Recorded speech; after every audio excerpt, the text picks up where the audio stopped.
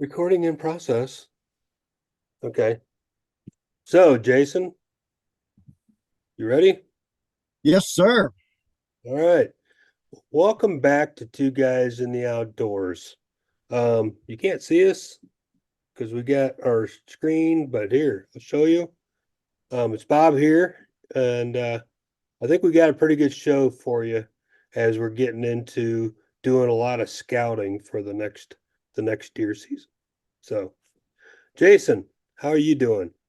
I'm doing good, Bob.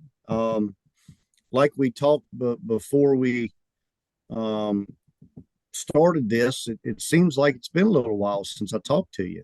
It's actually we've been throwing out individual shows here and there, but we've both been busy and we've finally been able to at least connect on Zoom.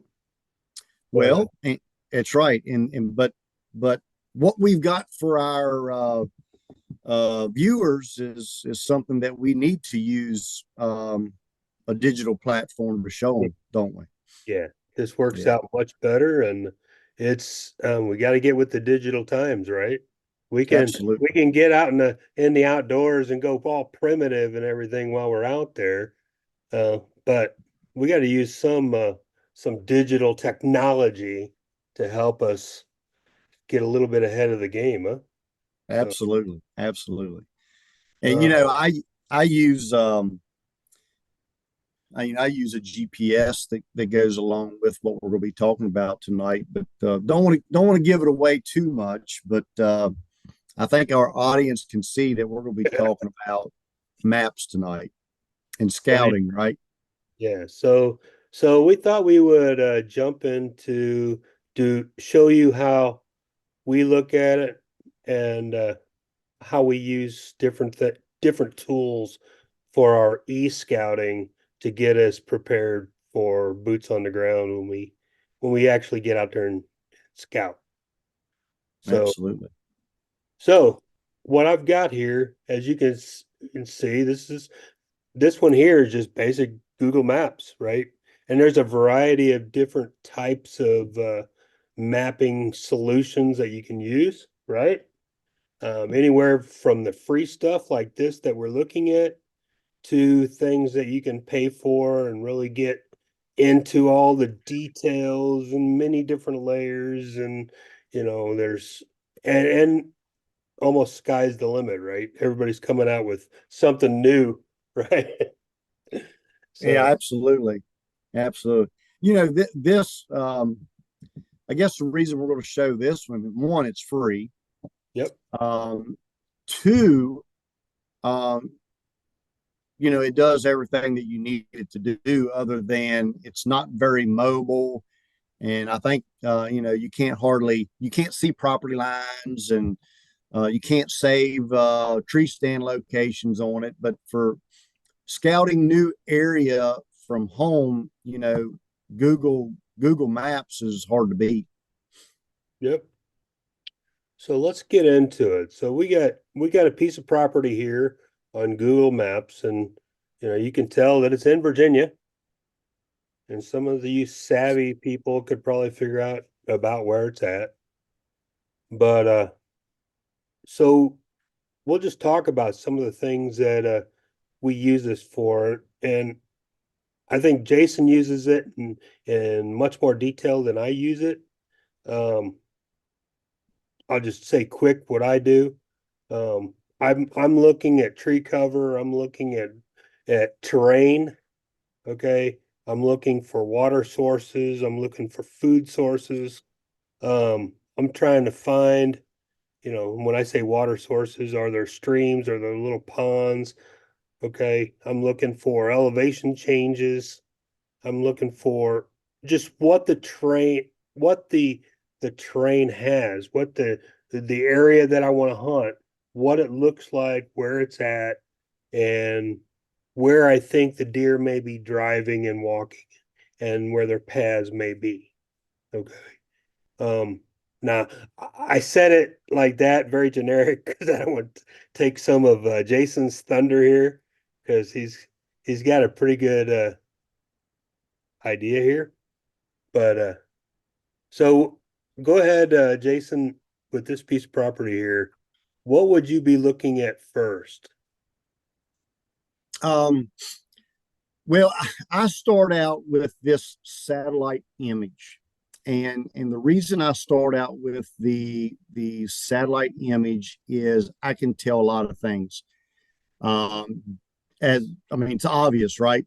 There about where your cursor is, we can see open areas. Also, if you notice, and I know you've heard Bob and I talk about this through a lot of our different videos, but wildlife, especially deer, they love edges.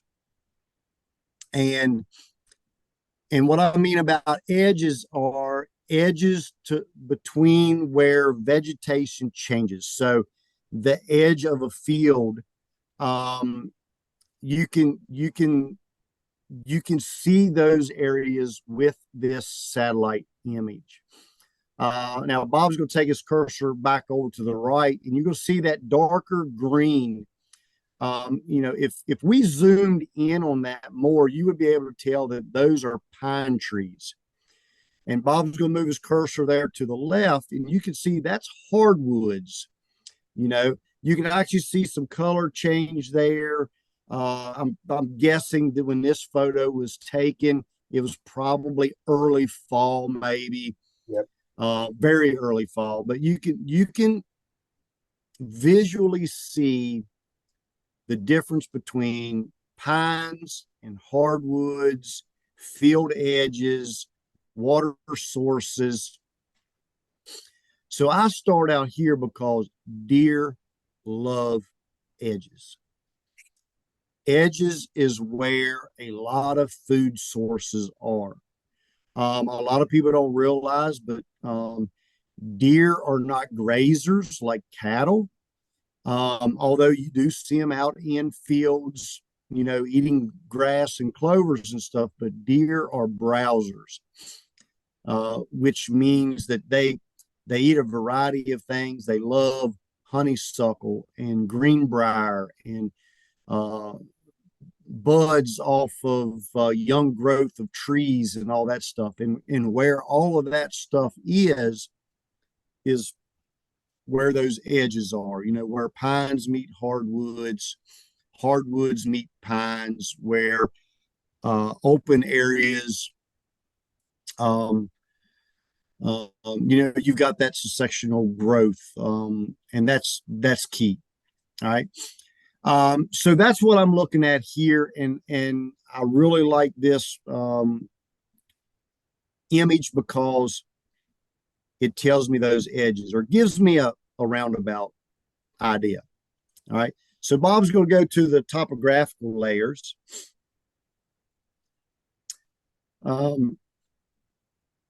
So now we know where Bob's cursor is there on that ridge. We know that there's some, that's the pines. That's a pine ridge that's running off from the main road down to the James River here. And if he moves his cursor on over to the left, that big ridge there has a lot of character, and the majority of that ridge is hardwood. So early fall, you're going to have a lot of acorns. That hard mass that we're looking for.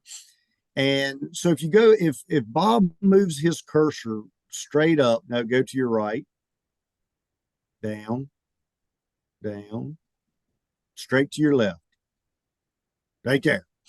You see that that's a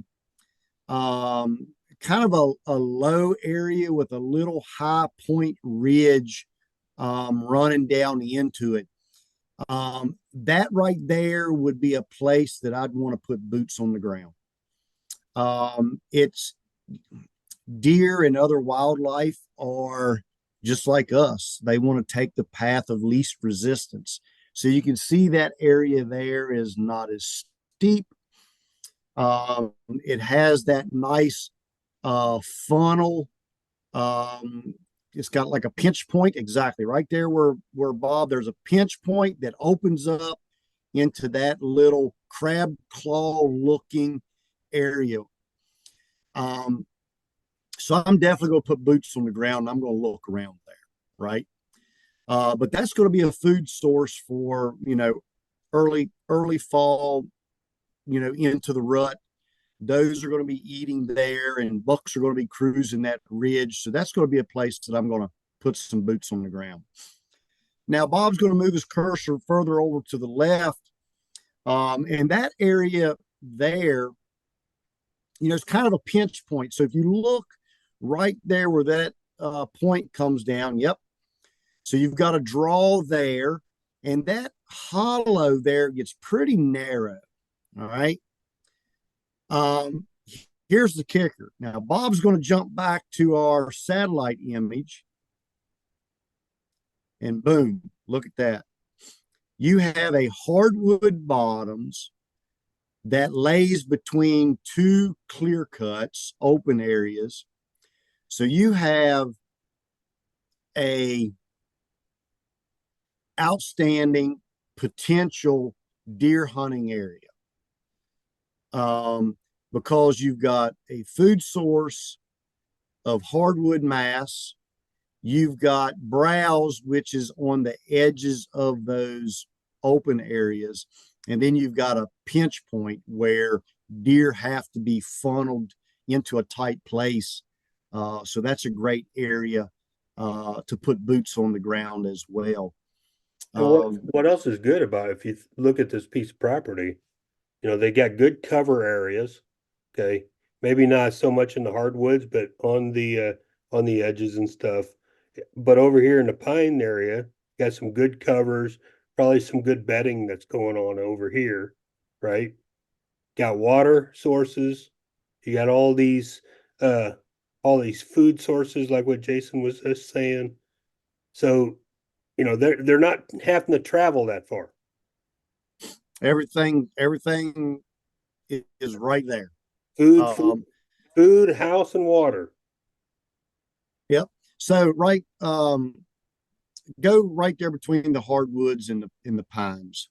Here. That hollow. Yep. Now go back to your layers. We know that's a. Go ahead, Jason. What? Go ahead. Say that. So we know that low area is a natural edge between hardwoods and pines.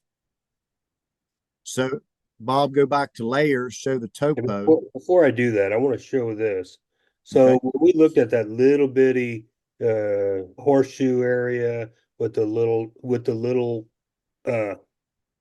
indentation there on the topo map, that was right here. Okay. Just so you can see it. It's hard to see it sometimes. That's why I know Jason does it as well as I do. You can toggle back and forth. Mm-hmm. I was actually wrong. Oh, I said it was over here. So no, yeah, you're right. You're here. right. Nope, you was looking at it right.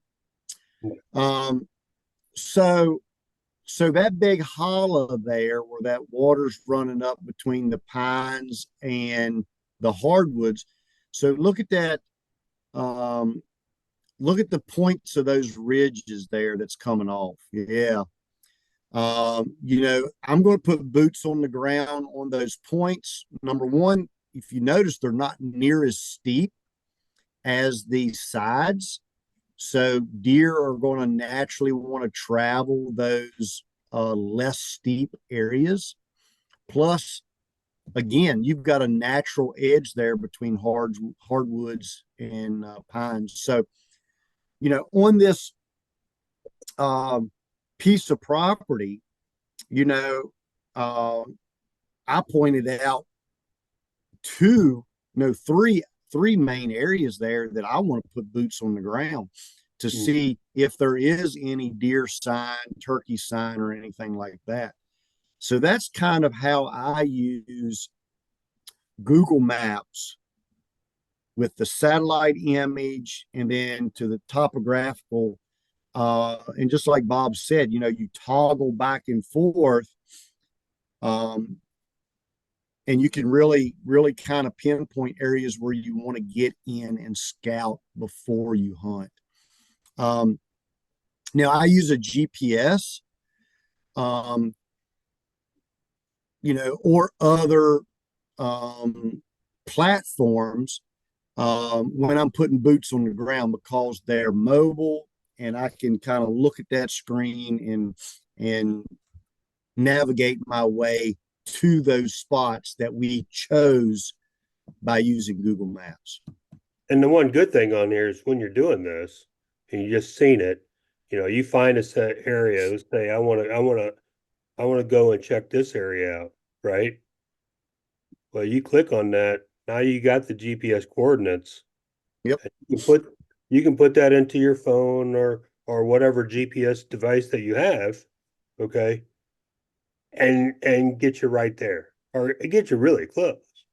So, Yeah, it's going to get you on that ridge or in that area to where, hey, now it's time to start looking for food sources, right. trails, tracks, droppings, rubs, scrapes, you name it. So the key thing here, I mean, basically what Jason went through, and I said a little bit, that's really all you're doing for e-scouting. So a lot of people will want to try to make it some magical formula where you have to have some special system. But as you can see, we sat here for just a few minutes looking at two different layers, just going back and forth. I apologize for that. Toggling back and forth, looking at real life, and then going back to the terrain and looking at it this way to where you can actually see the pinch points and the valleys and the drains and what the elevations look like. And as Jason found out, hey, this is actually an area that's not as steep, so I wouldn't mind climbing that, so a deer probably wouldn't mind climbing that. So Absolutely. Those are, so you you don't know, I think you don't I have to think a spend lot a lot of money. yeah, a lot of people look at these maps and they're great, but they don't know what to look for, Hmm. right? And so that's what Bob and I are trying to show you tonight is look for edges where hardwoods meet pines, fields meet wooded areas, like you can see in this image.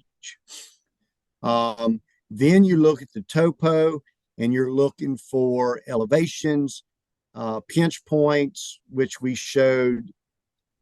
Um, which you can see here, um, the pinch points. So hopefully you all have the next time you're looking at a map, hopefully you're going to look at it a little bit differently. Now, one thing I will tell you, um, so for those of you that really maybe don't understand topographical maps, and I understand a lot of people may not, and it's okay. All right. And when we say there's low spots and high spots, okay. So here's the difference. See how this is kind of coming to a point right here, or over here, you can see it's kind of coming to a point. And you can see it puts some elevations in here. It's 400 feet here, but if they had other ones, this one may be up around 800. Okay. So, And you can see your water is going to be your lowest points, right? right. So everything's going to be uphill from those streams. And it's typically, it goes around in, I like to say it as a circle. As you can see, none of this is a circle and it may not go all the way around. Here's a good image of one. So this is the peak of this mountain area, okay, or hill. Okay, here's the peak, and you can see it's starting to gradually go down. Okay. When the farther these lines are apart, that means it's not steep. Okay. Where when they're really close together, like this here, this is gonna, and this right here, this area right here is gonna be a steep hike that maybe you might want to think about going around. Zoom in on that, Bob. Maybe it'll show those topographical rings a little better. Yeah, there you go. Maybe.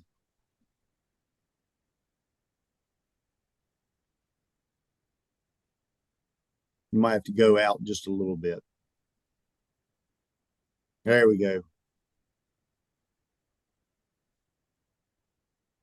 But you can see it, the closer together these rings are, The steeper the deeper it is. terrain.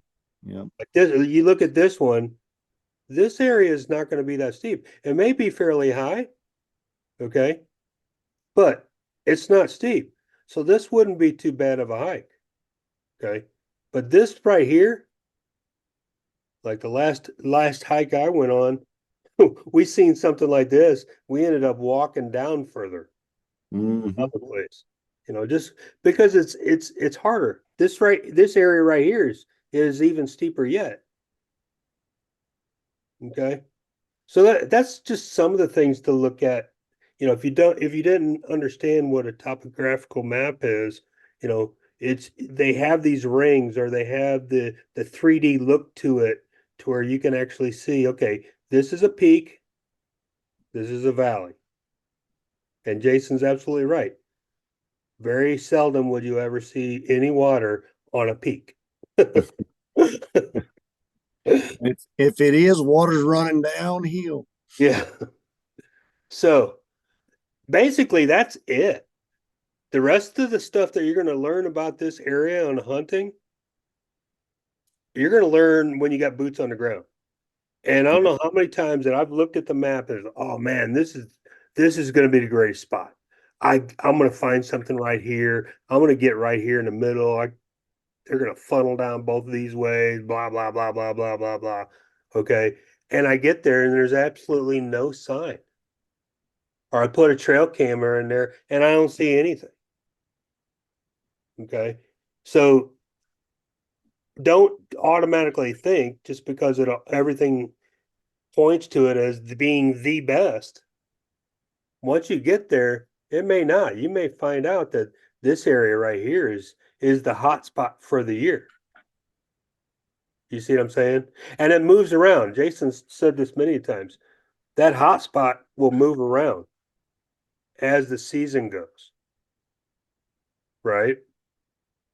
Because food sources change, the different things, it just changes, right? Maybe everybody was on this Zoom call and they found out, hey, I'm going to go down in that area and I'm going to hunt this place. You can't because it's private ground. But um, if this was public ground, so there's 400 people hunting here, so now all the deer gone. Which 400 people out hunting public ground, that's probably that's not probably that is a far-fetched number. Yeah, absolutely. But keep in mind, like what he said, you know, the dark greens are typically your evergreen trees, okay? And then the lighter greens are going to be your hardwoods, okay? So you're going to have your acorns and your hickories and all that stuff here, okay? You see clearings, these are fields, right? And then you see your water. So, Good. So Bob, what are so we just kind of showed them how to look at a map and distinguish edges and elevation and pinch points and things like that. What are let's some other platforms our let's viewers could just use? I'll just walk through some of them. I've got some of them keyed up here.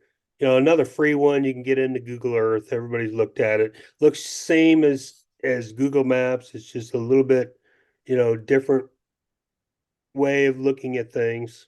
Okay. You can get into the National Forestry map. Okay. And they've got the same kind of stuff going on here. Okay.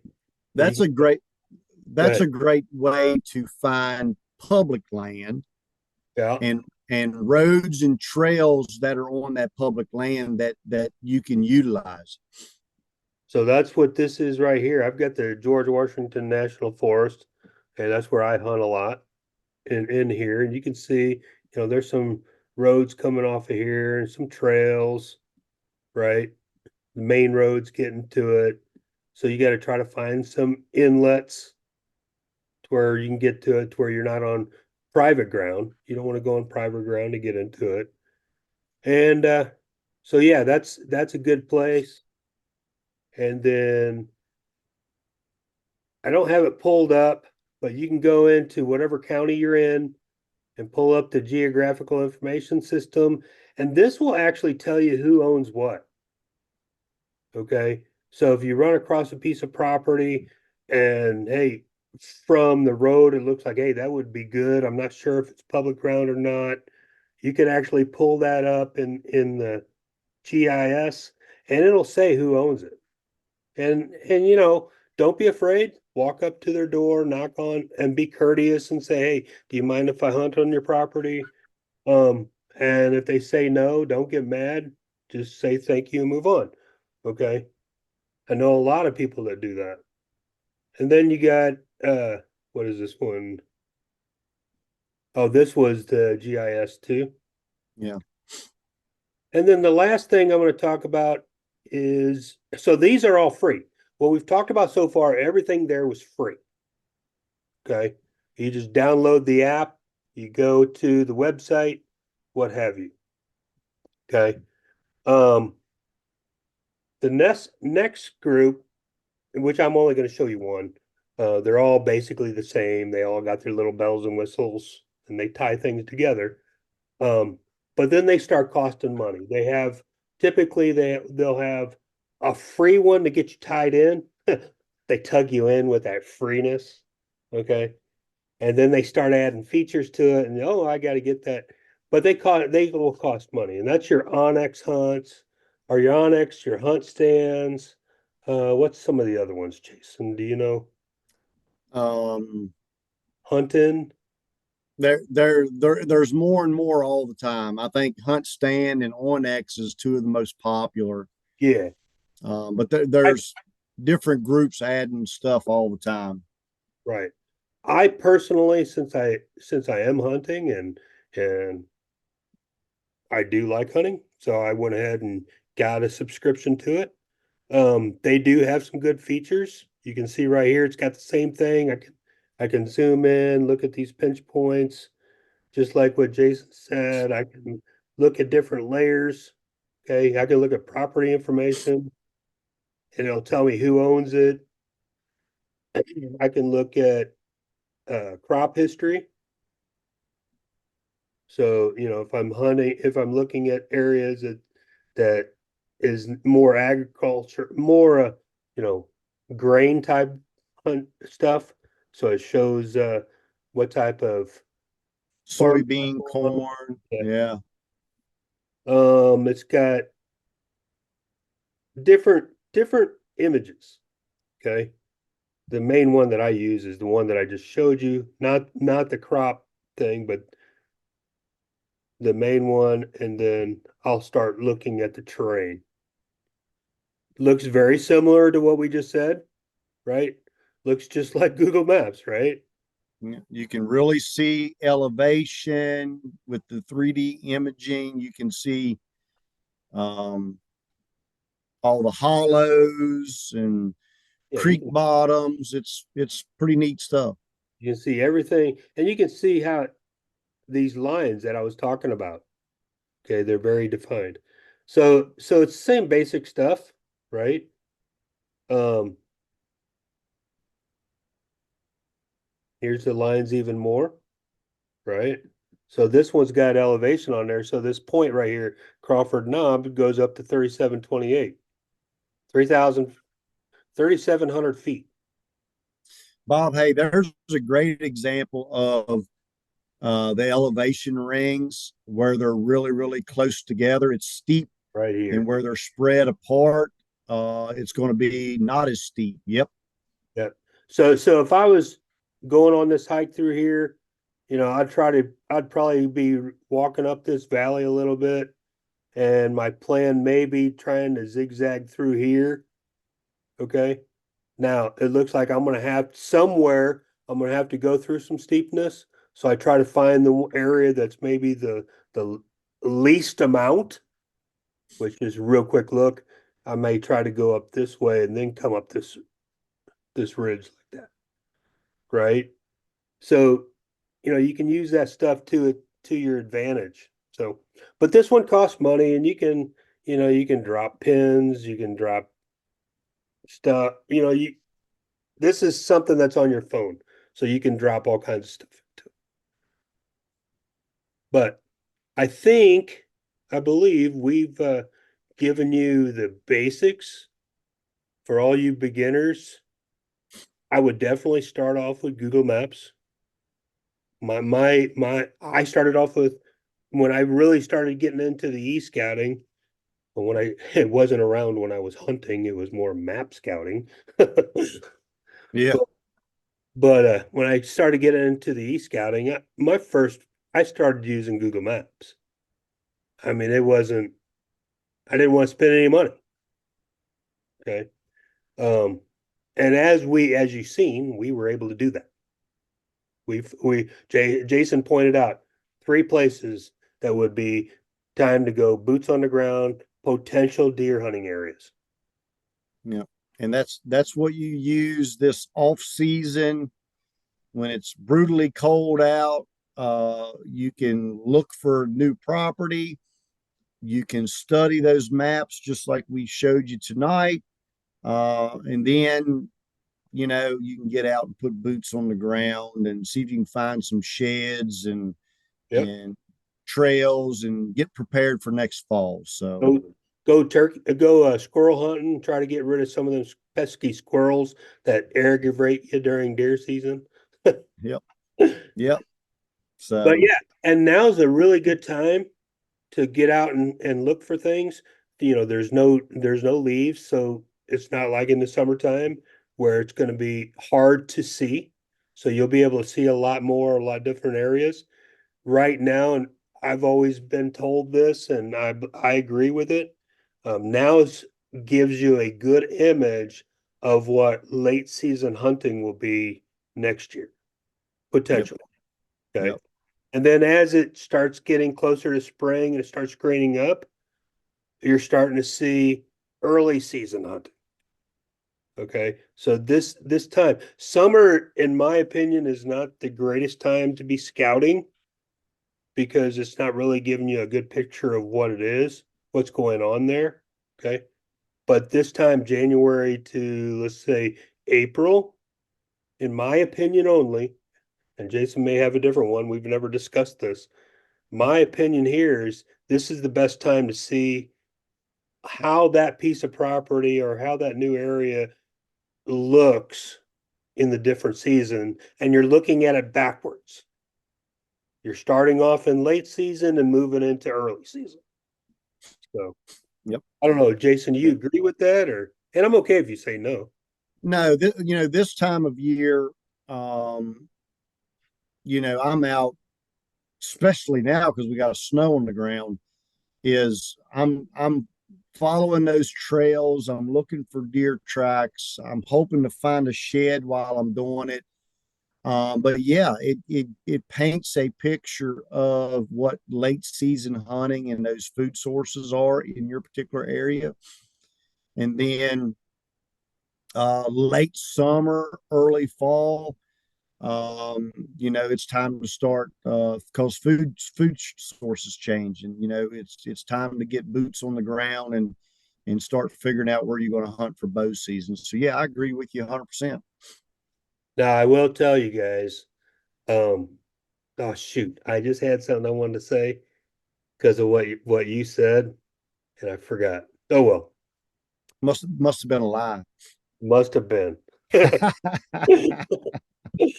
Okay. Well, with that, I think we can sign off. If you guys have any questions whatsoever in regards to this, reach out to us at two guys in the outdoors at gmail.com. Leave a comment on this video. And we'd be more than happy to go into it a little bit more detail with you. Um, but just get out in the outdoors. Spend some time on your maps in the nice warmth of your house, and then get out in the outdoors and actually walk where you just looked at. It'll Dave? make you more successful for sure. Yep. So, yep. Hey, we'll see right. y'all next time. Take care. Be safe.